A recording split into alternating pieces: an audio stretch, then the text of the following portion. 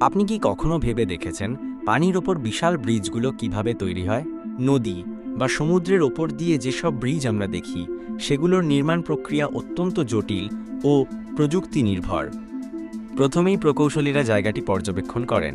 পানির গভীরতা, নদীর প্রবাহ, মাটির ধরন, ভূমিকম্পের সম্ভাবনা সবকিছু বিশ্লেষণ করা হয়। কারণ নদীর তলদেশ সব জায়গায় সমান নয় এবং সেখানে কাদা, বালু বা পাথর থাকতে পারে।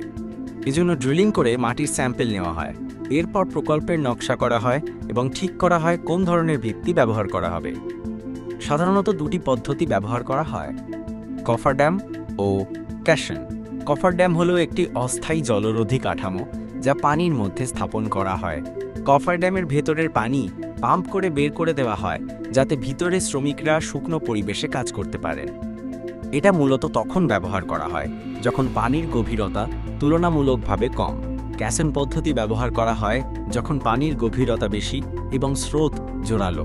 এটি হলো এক ধরনের বড় কংক্রিট বা লোহার কন্টেইনার যেটা সরাসরি পানির নিচে বসানো হয়। এটি ধীরে ধীরে মাটির গভীরে ঠেলে বসানো হয়।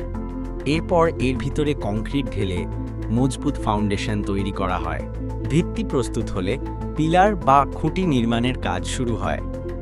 এই পিলারগুলো ব্রিজের ভার বহন করে এবং পানির ওপরে স্প্যানগুলোকে ধরে রাখে। পিলার তৈরি হয় কংক্রিট ও স্টিল দিয়ে এবং সেগুলো অনেক উঁচু হয় যাতে নৌযান চলাচল ব্যাহত না হয়। এরপর শুরু হয় সুপারস্ট্রাকচার বা ব্রিজের উপরিভাগ নির্মাণ। এই অংশে স্টিল বা প্রিকাস্ট কংক্রিট গার্ডার ব্যবহার করা হয়। বড় বড় ক্রেনের সাহায্যে এগুলো এক এক করে বসানো হয়। কখনো কখনো এসব অংশ আগে থেকেই অন্য জায়গায় তৈরি করে আনা হয় এবং সাইটে এসে শুধু সংযুক্ত করা হয়।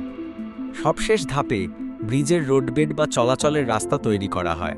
পিচ বা কংক্রিট দিয়ে রাস্তা বানানো হয়, রেলিং ও আলো বসানো হয় এবং প্রয়োজনীয় নিরাপত্তা ব্যবস্থাও গ্রহণ করা হয়। সবকিছু ঠিকঠাকভাবে শেষ হলে ব্রিজটি খুলে দেওয়া হয় সাধারণ মানুষের জন্য।